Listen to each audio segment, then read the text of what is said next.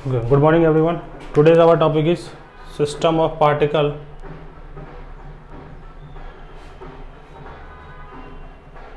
and rotational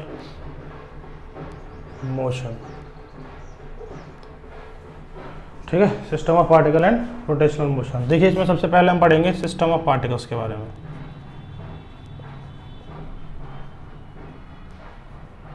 देखिए system of particles का मतलब होता है collection of large number of particles. Large number of particles का जो कलेक्शन होगा उसको हम क्या बोलेंगे, सिस्टम ऑफ पार्टिकल्स बोलेंगे. इसी में हम एक पढ़ेंगे, जैसे इसका एग्जांपल क्या हो सकता है, एग्जाम्पल हो सकता है सन, अर्थ, ठीक है, एटसेट्रा. ये सब क्या कहलाते हैं, सिस्टम ऑफ पार्टिकल्स. देखिए अर्थ में क्या होता है, बहुत सारे ऑब्जेक्ट होते हैं, हम हैं, प्लांट्स हैं, लैंड है, ये सब क्या हो गया, इन सारे पार्टिकल्स का सिस्टम क्या कहलाता है, अर्थ कहलाता है. इसी तरह एक होता है हमारे इसमें रिजिड बॉडी. देखिए रिजिड बॉडी को ध्यान से समझिए. रिजिड बॉडी क्या होता है, it is a system of particles where the distance between two constituents particles doesn't change by applying external force. ठीक है, तो देखिए रिजिड बॉडी एक इस तरह का सिस्टम ऑफ पार्टिकल्स है, कलेक्शन ऑफ पार्टिकल्स है, जिसमें अगर हम फोर्स लगाएं उस बॉडी पे तो उन दो उस बॉडी के अंदर जो दो पार्टिकल्स होंगे कंसेक्यूटिव, उनके बीच के या कंस्टिट्यूएंट्स, उनके बीच का डिस्टेंस चेंज नहीं होगा. क्लियर है. देखिए कैसे इसको समझा जा सकता है. जैसे मान लीजिए एक लेदर की बॉल में लेता हूँ, लेदर की बॉल पे मैंने फोर्स लगाया, तो ऐसा नहीं है लेदर की बॉल के पिचक जाएगी, ऐसा तो नहीं है. तो लेदर की बॉल वही सॉलिड की सॉलिड बनी रहेगी, तो वो क्या होगा, एक रिजिड बॉडी होगा. जैसे मैं बोलता हूँ डिस्क पे मैंने फोर्स लगाया तो उसका शेप क्या रहेगा, डिस्क ही बना रहेगा. रिंग पे मैंने फोर्स लगाया तो उसका शेप रिंग ही बना रहेगा. समझ में आ गया. तो रिजिड बॉडी एक ऐसा बॉडी होता है जिस पर अगर हम एक्सटर्नल फोर्स लगाएं तो डिस्टेंस उन दो पार्टिकल्स के बीच में चेंज नहीं होता. अभी रिजिड बॉडी के हम मोशंस के बारे में पढ़ेंगे. इसका एक ट्रांसलेशनल मोशन भी होता है और इसी रिजिड बॉडी का एक क्या होता है, रोटेशनल मोशन होता है. ट्रांसलेशनल मोशन में क्या होता है, जैसे मान लीजिए रिजिड ठोस है ये, इसमें ये बहुत सारे पार्टिकल्स हैं, इसमें हमने फोर्स लगाया, ये इनिशियल था पोजीशन, ये इसका क्या हो गया, ये इसका फाइनल पोजीशन हो गया. तो हुआ क्या, ये पार्टिकल यहाँ चल के यहाँ पहुँच गया, ये पार्टिकल यहाँ पहुँच गया, ये पार्टिकल यहाँ पहुँच गया, ये पार्टिकल यहाँ पहुँच गया, ये पार्टिकल यहाँ पहुँच गया, ये पार्टिकल यहाँ पहुँच गया, ये पार्टिकल यहाँ पहुँच गया और ये पार्टिकल यहाँ पहुँच गया. ठीक है. इसमें हर एक पार्टिकल का जो वेलोसिटी रहता है, चाहे ये हो, ये हो, ये हो, ये हो, ये हो, ये हो, ये हो, इन सब का वेलोसिटी क्या रहेगा, सेम. कितना रहेगा अभी. ठीक है. तो ये ऐसा मोशन क्या कहलाता है, इस रिजिड बॉडी का ऐसा मोशन ट्रांसलेशनल मोशन कहलाएगा. रोटेशनल मोशन में क्या होगा, रोटेशनल मोशन में जैसे बहुत सारे देखिए पार्टिकल्स हैं,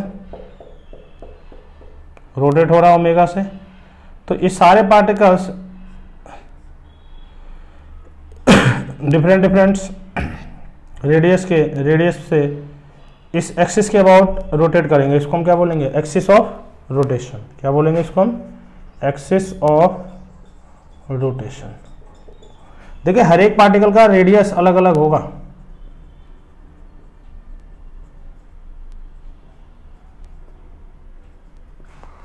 ठीक है. हर एक पार्टिकल का स्पीड अलग अलग होगा. इसका v1 होगा, इसका v2, इसका v3, इसका v4, बट हर एक का ओमेगा क्या रहेगा, सेम रहेगा.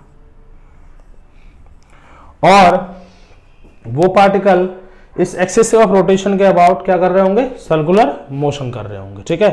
Where axis of rotation with the जो होगा वो इन सारे पार्टिकल के सर्कुलर मोशन के कहाँ से पास होके जाएगा, सेंटर से पास होके जाएगा। तो रोटेशनल मोशन में ध्यान रखिएगा, कोई रिजिड बॉडी है तो angular velocity of each particle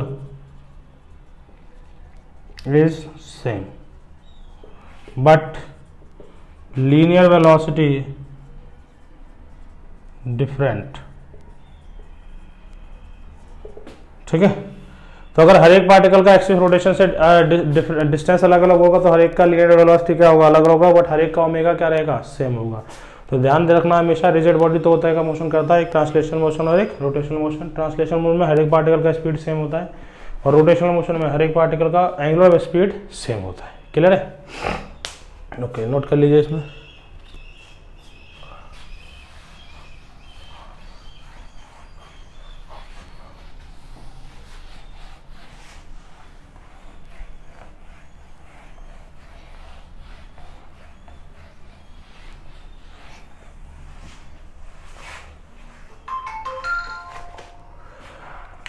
Now our next topic is center of mass।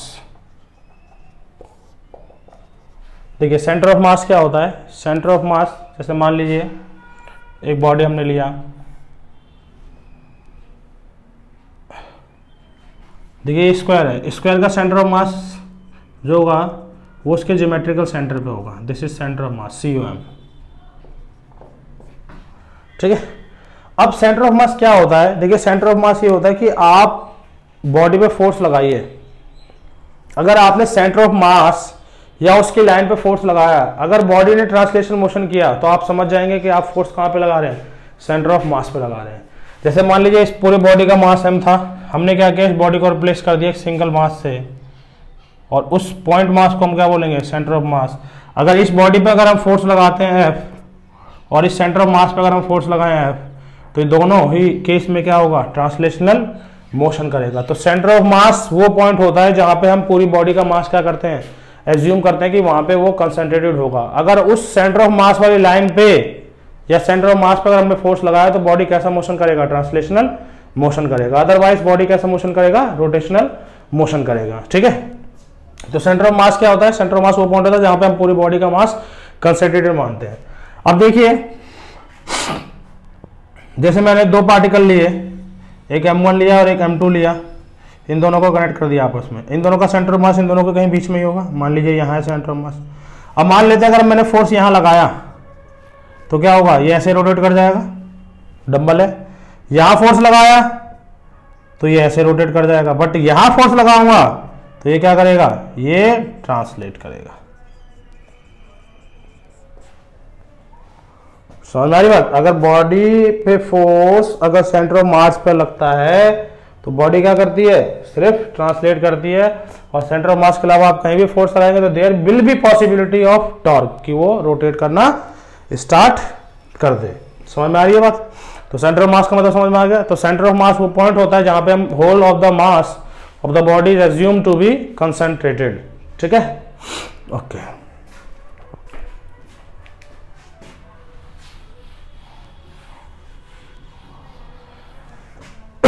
Now center of mass of two particle system। अब देखिए दो पार्टिकल हैं, एक का मास m1 है, दूसरे का मास m2 है। इस m1 का पोजीशन वेक्टर r1 मान लेते हैं, इस m2 का पोजीशन वेक्टर क्या मान लेते हैं, r2 मान लेते हैं, और इन दोनों का सेंटर ऑफ मास इन दोनों के लाइन ज्वाइनिंग पे कहीं पे होगा, मान लीजिए यहाँ मान लिया हमने, जहाँ पे इस पूरी दोनों पार्टिकल का मास हम कंसंट्रेटेड मानेंगे, that is m1 plus m2। ठीक है, ओके। इसका पोजीशन वेक्टर हमने मान लिया RCM। अब दो पार्टिकल्स सिस्टम के है ये, तो उन पे इंटरेक्शन फोर्स भी लग रहा होगा, ये वाला मास इस वाले मास को अट्रैक्ट कर रहा होगा, ये वाला मास इस वाले मास को अट्रैक्ट कर रहा होगा। यहाँ पे हमने फोर्स रखा है F12 और ये फोर्स इस पे ये फोर्स लगा रहा होगा F21, लिख दिया हमने। ठीक है, हमने M1 पे फोर्स एक्स्ट्रा लगा दिया F1 और इस पे एक फोर्स लगा दिया हमने F2। तो F1 और F2 क्या है, एक्सटर्नल फोर्स, और F12 एंड F21 आर क्या है, इंटरनल फोर्स। देखिए जितना फोर्स ये वाला मास इस वाले मास पे लगा रहा होगा उतना ही फोर्स ये वाला मास इस वाले मास पे लगा रहा होगा, यानी F12 का वैल्यू किसके बराबर होगा, माइनस F21 के बराबर होगा। इसका मतलब F1 plus F21 equal to क्या होगा, 0 होगा। ठीक है, तो क्योंकि इंटरनल फोर्सेस का सम क्या होता है, 0। Sum of internal forces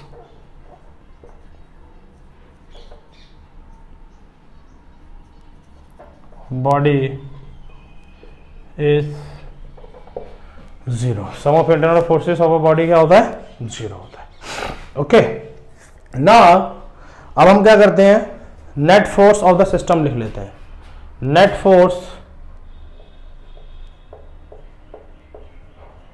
acting on two particle system कितना हो गया, F net equal to F1 plus F2 plus F12 plus F21। F1 plus F2 किसके बराबर है, 0 के बराबर है, यानी F1 प्लस F2 प्लस ये 0 हो जाएगा, ये किसके बराबर हो गया, F नेट के बराबर हो गया। ओके, नाउ मान लेते हैं इसके पास वेलोसिटी v1 आ गया, इसके पास वेलोसिटी कितना आ गया है, v2 आ गया। इसका लीनियर मोमेंटम p1 है और इसका लीनियर मोमेंटम कितना है, p2 है। ठीक है, अब देखिए एफ नेट को हम लिख सकते हैं, अभी एफ नेट को मत लिखिए, इसको लिख सकते हैं dp1 बाई dt, इसको लिखते हैं dp2 बाई dt, लिख सकते हैं। ओके, नोट करिए इसको।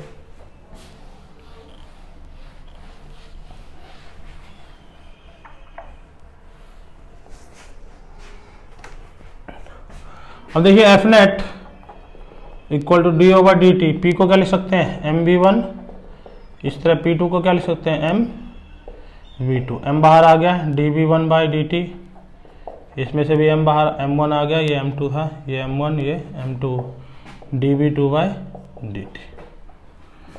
अब देखिए v1 बराबर पोजीशन वेक्टर का डिफरेंशिएशन होगा, इसी तरह v2 बराबर क्या होगा, dr2 बाई dt हो जाएगा। ठीक है, तो हो जाएगा यहाँ पे m1 d over dt, v1 को लिख सकते हैं dr1 by dt plus m2 into D over dt dr2 by dt। क्या आ गया, m1 ये होगा D square r1 by D T plus m2 into D square r2 by D T. किधर, ओके। अब देखिए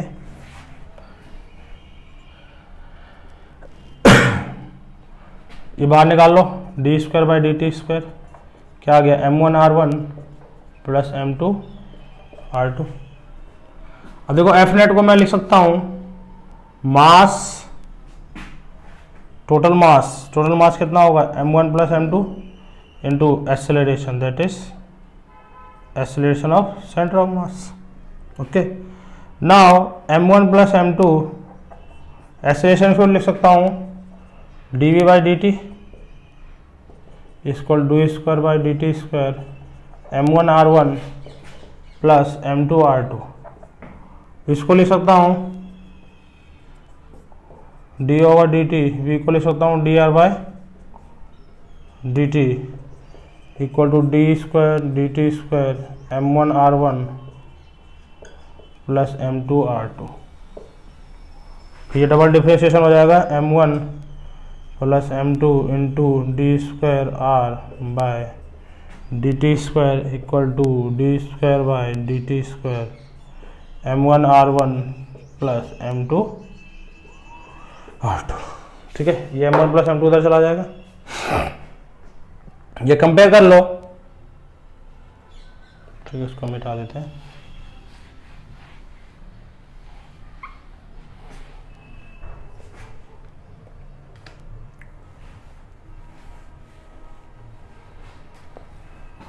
देखो D square R divide by D T square equal to D square by D T square m1r1 plus m2r2, इधर आ जाएगा m1 plus m2। देखिए ये same है, इसका मतलब मास इंटू ये cm चल रहा था ना ये, तो RCM होगा, RCM RCM D square by D T square, इधर D square by D T square, इसका मतलब ये RCM है, तो ये पूरा का पूरा क्या होगा RCM। कंपेयर RCM किया तो RCM आ गया हमारे पास m1r1 plus m2r2 divide by m1 plus m2। This is the formula for position vector of centre of mass of two particle system, ठीक है, जिसमें m1 का पोजीशन वेक्टर क्या है r1, m2 का पोजीशन वेक्टर क्या है r2 और सेंटर ऑफ मास का पोजीशन वेक्टर क्या है RCM। क्लियर है, नोट कर लीजिए इसको।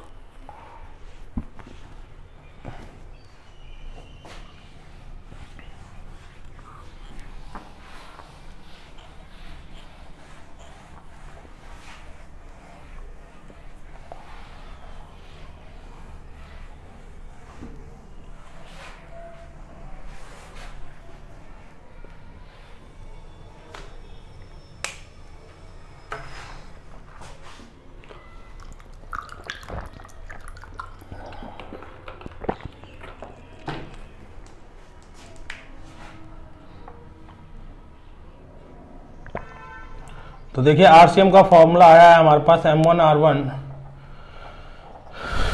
Plus m2r2 divide by m1 plus m2, ठीक है। If m1 equal to m2 equal to m, अगर ये हुआ तो RCM का वैल्यू किसके बराबर हो जाएगा mr1 plus mr2 divide by m plus m common ले लो, ऊपर हो जाएगा r1 प्लस r2, नीचे क्या हो जाएगा 2m से m कट गया, तो RCM का वैल्यू किसके बराबर आ गया r1 plus r2 divide bye 2। This is the position vector of centre of मास, जिसमें दोनों मासेस की वैल्यू क्या होगी सेम होगी। क्लियर है, ओके।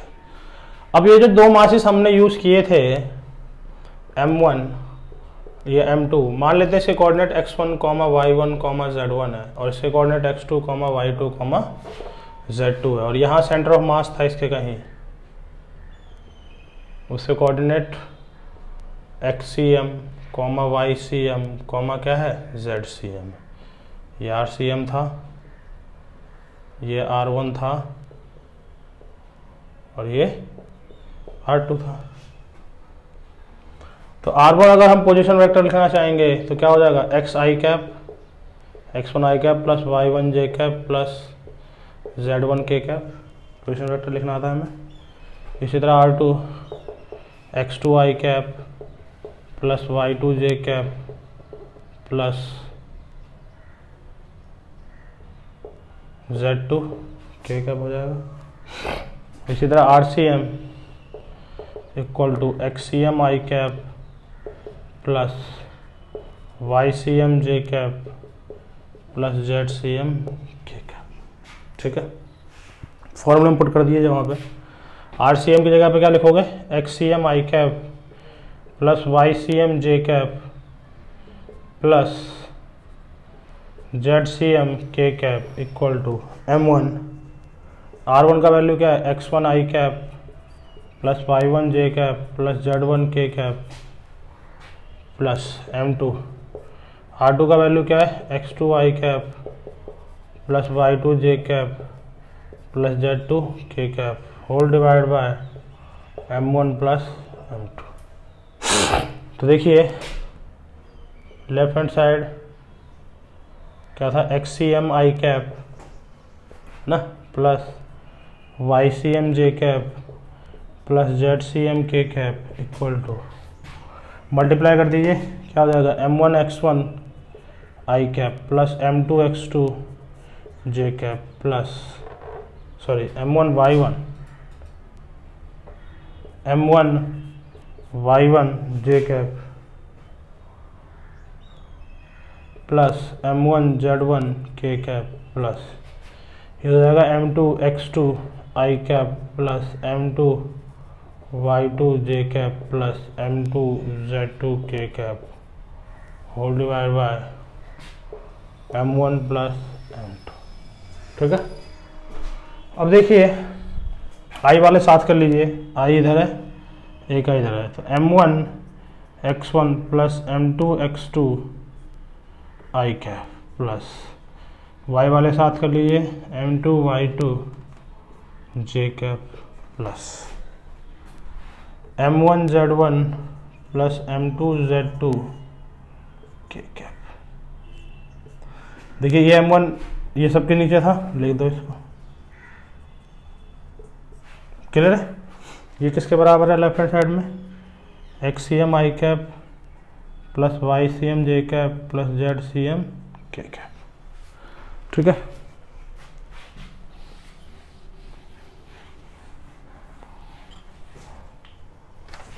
इसका मतलब अगर मैं लिखूं xcm i cap plus ycm j cap plus zcm k cap equal to, देखिए i के, ये i के नीचे भी है, ये j के नीचे भी है, k के नीचे, सबको अलग अलग लिख दो। m1 x1 plus m2 x2 divide by m1 plus m2 i cap plus m1 y1 plus m2 y2 divide by m1 plus m2 j cap plus m1 z1 plus m2 z2 divide by m1 plus m2 k cap. अब i के साथ left hand side को और right hand side को compare कर लीजिए, compare LHS and RHS। तो i के साथ ये है, इधर i के साथ क्या है? xcm है, तो xcm बराबर किसके हो जाएगा? m1 x1 plus m2 x2 divide by m1 plus m2, ये आ गया xcm। ycm क्या होगा? m1 y1 plus m2 y2 divide by m1 plus m2। इसी तरह zcm क्या आ जाएगा? m1 z1 plus m2 z2 divide by m1 plus m2। तो ये xcm आ गया, ये ycm आ गया और ये zcm आ गया। ठीक है, तो अगर हमें इन मासेस के कोऑर्डिनेट्स दिए रहेंगे तो हम क्या निकाल सकते हैं? सेंटर ऑफ मास कैलकुलेट कर सकते हैं। ठीक है, विद कोऑर्डिनेट्स। समझ में आ रहा है? ओके, नोट करिए। इसके और कुछ से केसेस देखते हैं।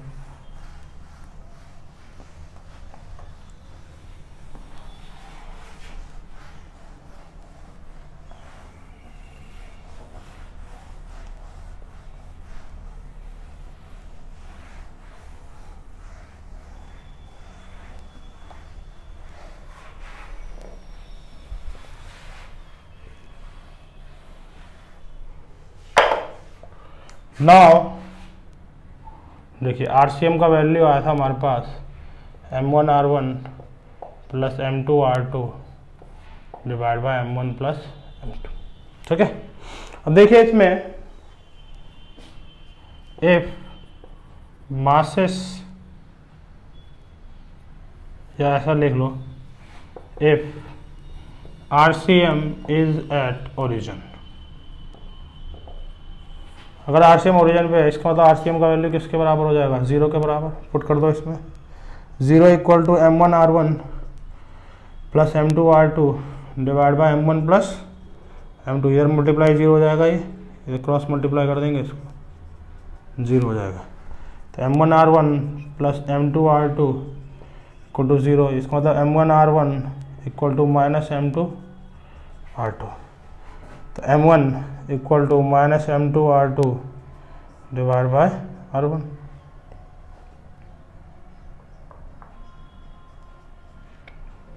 ठीक है, इसको देखिए यहाँ से m is inversely proportional to r है। ठीक है, m क्या है? Inversely proportional to r। इसका मतलब ये हुआ कि एम आर इक्वल टू क्या होगा? कांस्टेंट होगा, ये इससे मल्टीप्लाई हो जाएगा। m इंटू आर क्या होता है? कांस्टेंट होता है। ठीक है, अब होता है इसमें क्या है कि जिसका देखो r क्या है?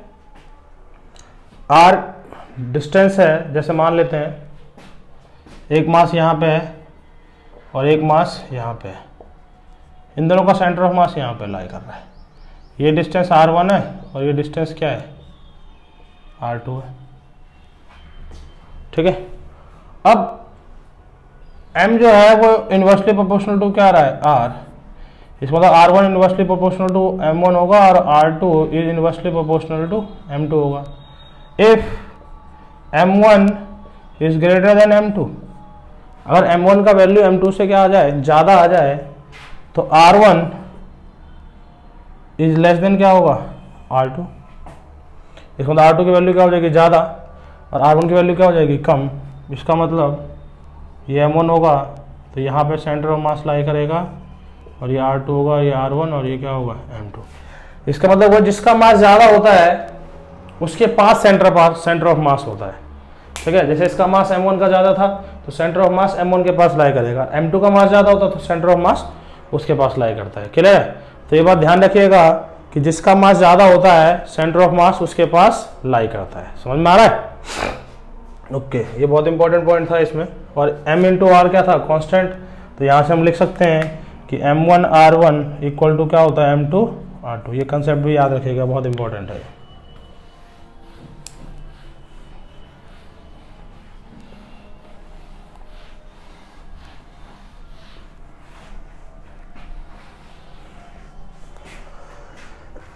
अब देखिए उसके बाद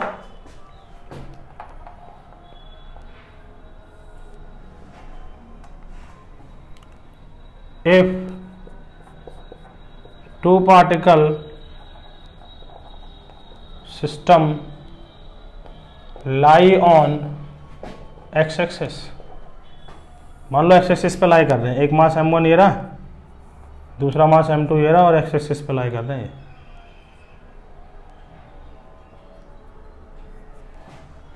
पहला तो ओरिजिन पे लाई कर रहा है, दूसरा यहाँ से x, 0, इसका मतलब यहाँ से यहाँ तक सेपरेशन कितना x है, तो इसका सेंटर ऑफ मास यहाँ कहीं लाई करेगा। इस सेंटर ऑफ मास से कोऑर्डिनेट मुझे निकालना है।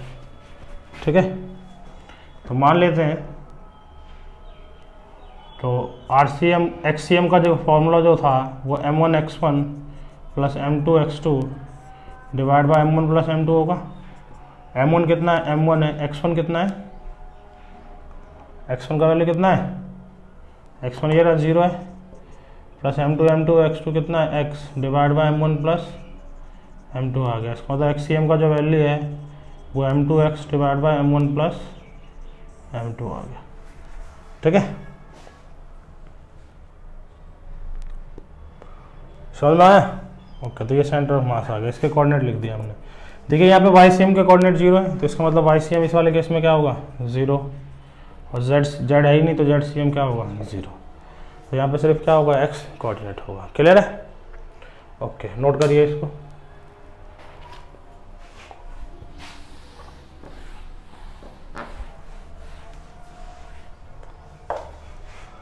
अब जैसे दो पार्टिकल्स हैं, एक का मास m1 है, दूसरे का मास m2 है। मान लेते हैं यहाँ पे सेंटर ऑफ मास है, और इन दोनों पार्टिकल के बीच का सेपरेशन कितना दे रखा है, r दे रखा है। ये हमारे पास है, कंसेप्ट सीख रहे हैं हमने एक। ठीक है, m1 m2 दो मासेस, उनके बीच का सेपरेशन क्या है, r। तो सेंटर ऑफ मास क्या करेगा, इन दोनों के हमेशा अलोंग द लाइन जॉइंट। ये ध्यान रखिएगा कि सेंटर ऑफ मास हमेशा इन दोनों के बीच में लाई करेगा, और सेंटर ऑफ मास जो होगा वो उस मास के पास लाई करेगा जिसका मास ज़्यादा होगा। ठीक है, अब मान लेते हैं ये डिस्टेंस कितना है, r1, और ये डिस्टेंस कितना है, r2। तो सबसे बड़ी बात ये है कि r1 प्लस r2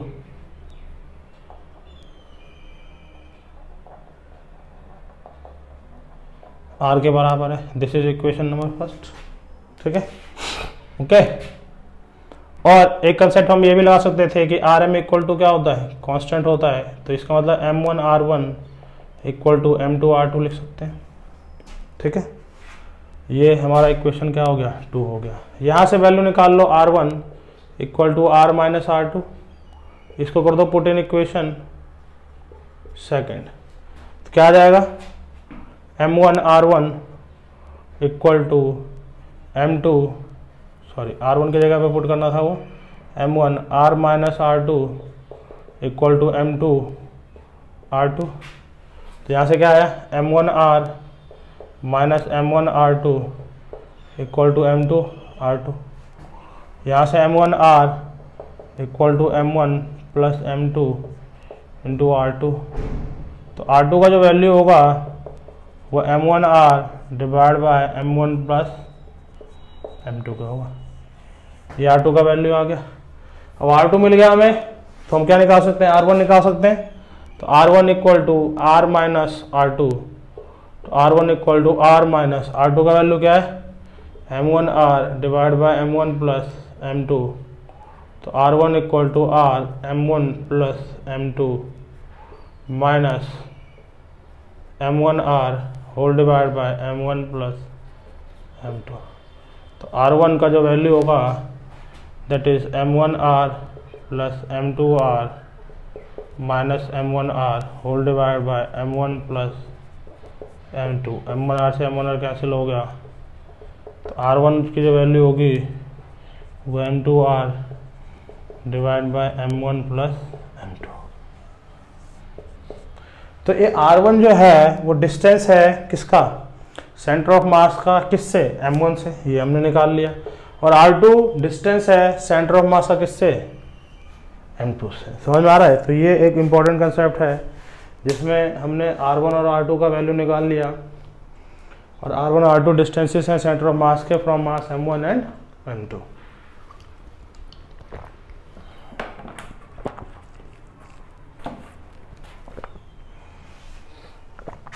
नोट करिए इसको।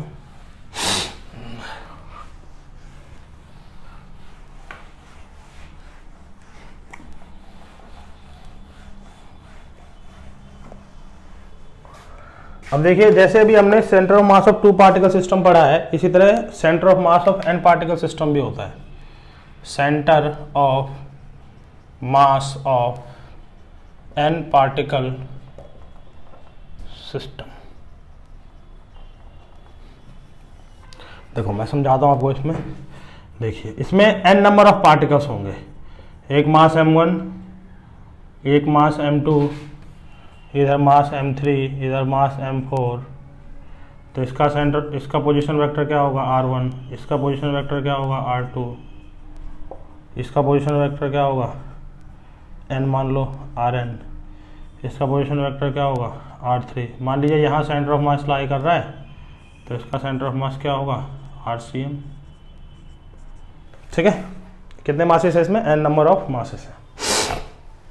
ठीक है, उसके बाद इसके पास वेलोसिटी होगा v1, इसके पास वेलोसिटी होगा v2, इसके पास वेलोसिटी होगा vcm, इसके पास वेलोसिटी होगा v3, इसके पास वेलोसिटी होगा vn। इसका मोमेंटम होगा p1, इसका मोमेंटम p2, इसका क्या होगा pcm, इसका क्या हो जाएगा p3, इसका क्या हो जाएगा pn। ये सब दे दिया हमें, मोमेंटम भी दे दिया, मासेस भी दे दिया। ठीक है,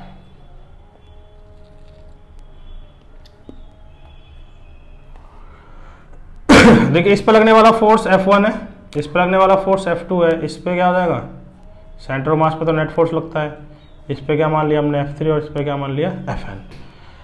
तो लिखोगे नेट फोर्स, तो लिख लोगे F1, F2, F3 are external force acting on system.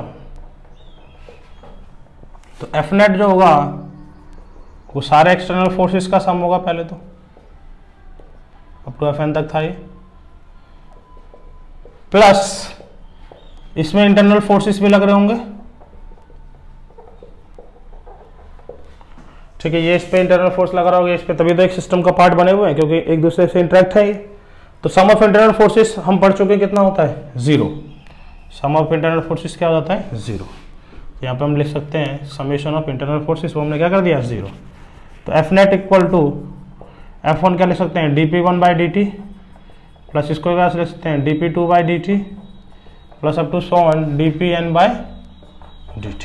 ठीक है, अब इसको हम क्या लिख सकते हैं M1 को, P1 को M1V1 plus d/dt of M2V2 plus up to so on d/dt of MnVn। M1 बाहर ले लूँगा तो d/dt ऑफ क्या हो जाएगा V1 प्लस M2 बाहर ले लूँगा d/dt of V2 up to so on M3 Mn बाहर ले लूँगा d/dt ऑफ V।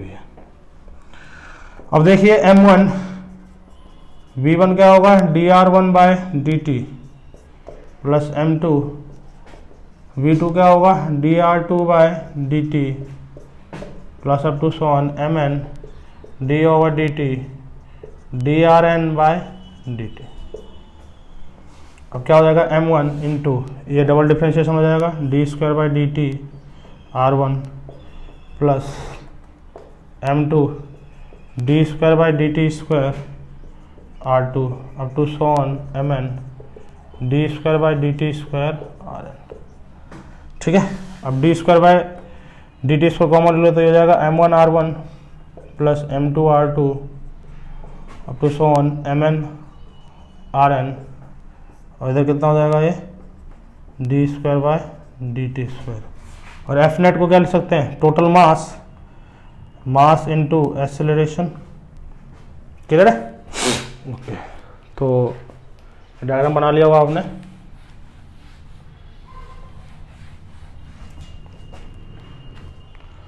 तो देखिए m इंटू ACM को हम लिख सकते हैं, m जो होगा ये ध्यान दीजिएगा, ये जो m है ये m1 plus m2 up to सोन क्या है mn के बराबर है, ये ध्यान रखिएगा। तो m इंटू इसको मैं लिख सकता हूँ dVCM/dt equal to m1 r1 plus m2 r2 plus up to so on mn rn, और इधर क्या चल रहा था d/dt²। तो m d/dt of RCM d/dt equal to d/dt² m1 r1 plus m2 r2 plus up to so on mn rn। m इधर चला जाएगा तो d/dt² of RCM equal to क्या हो जाएगा d/dt² m1 r1 plus m2 r2 up to so on mn rn whole divide by capital M। Clear है? इसको note करिए।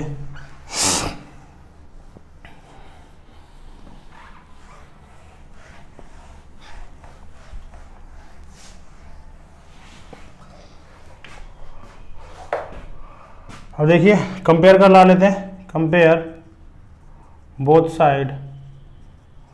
तो देखिए RCM का वैल्यू किसके बराबर आ गया m1 r1 plus m2 r2 up to so on mn rn divide by capital M। और कैपिटल M हमने किसके बराबर माना था?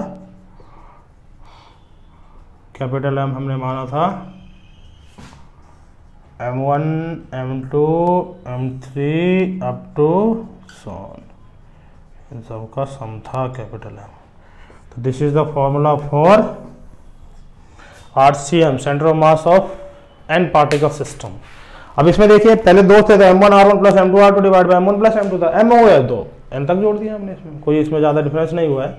अब देखिए अब ये जो मासेस हमने लिए थे m1, मान लेते हैं अगर इसके कोऑर्डिनेट x1, y1, z1 होगा, इसी तरह m2 का कोऑर्डिनेट x2, y2, z2 होगा, सेंटर ऑफ मास का कोऑर्डिनेट इसका पोजीशन वेक्टर r2, इसका RCM, और mn xn, y1, z1 होगा। तो हम इसको x के फॉर्म में भी लिख सकते हैं। तो r1 किसके बराबर होगा x1 i cap plus y1 j cap plus z1 k cap. r2 किसके बराबर होगा x2 i cap plus y2 j cap plus z2 k cap. rn किसके बराबर होगा xn i कैप, है ना, डैश डैश डैश चलता जाएगा, plus yn j cap plus zn k cap. और RCM किसके बराबर होगा xcm i कैप, इसे कोऑर्डिनेट लिख लेते हैं xcm, ycm, zcm plus ycm j cap plus zcm k cap. ये वैल्यू रख देंगे वहाँ पे। RCM की जगह पे क्या लिख दोगे X C M I cap plus Y C M J cap plus Z C M K cap equal to M1। R1 की जगह पे क्या रखोगे, x1 I cap plus y1 J cap plus z1 K cap plus R2 की जगह पे क्या रखोगे, x2 I cap plus y2 J cap plus z2 K cap plus up to so on mn xn I cap plus yn J cap plus zn K cap up to so on. Total mass कितना है, m1 plus m2 to mn। Clear है, note करिए इसको।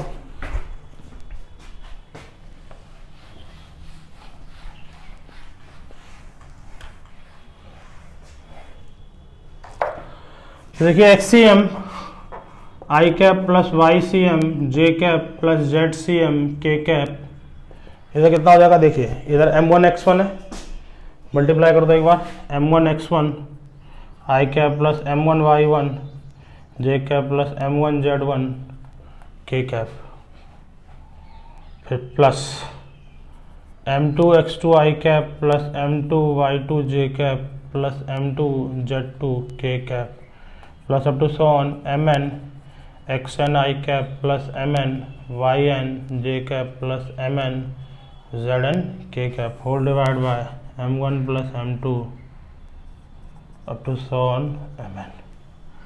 अब देखिए X C M I cap plus Y C M J cap plus Z C M K cap है ना।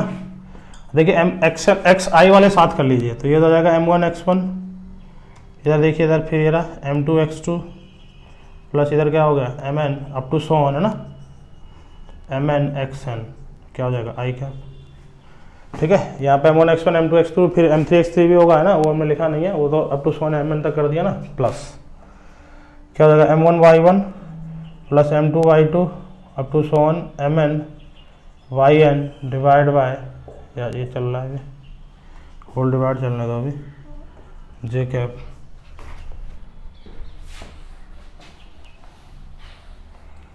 Plus m1 z1 I cap plus m2 z2 J cap up to so on mn zn K cap, और sorry I थोड़ी होगा, ये क्या करा के cap वाला चल रहा था, और डिवाइड क्या चल रहा है m1 plus m2 up to so on mn। सबके नीचे अलग अलग कर दो मास इसको, X C M Y C M plus Z C M K cap equal to, यहाँ लिखेंगे m1 x1 plus m2 x2 up to so on mn xn whole divide by m1 plus m2 up to mn I cap plus m1 y1 plus m2 y2 up to so on mn yn divide by m1 plus m2 up to mn J cap plus m1 z1 plus m2 z2 up to so on mn zn whole divide by m1 plus m2 up to mn K cap. Compare करेंगे left hand side और right hand side.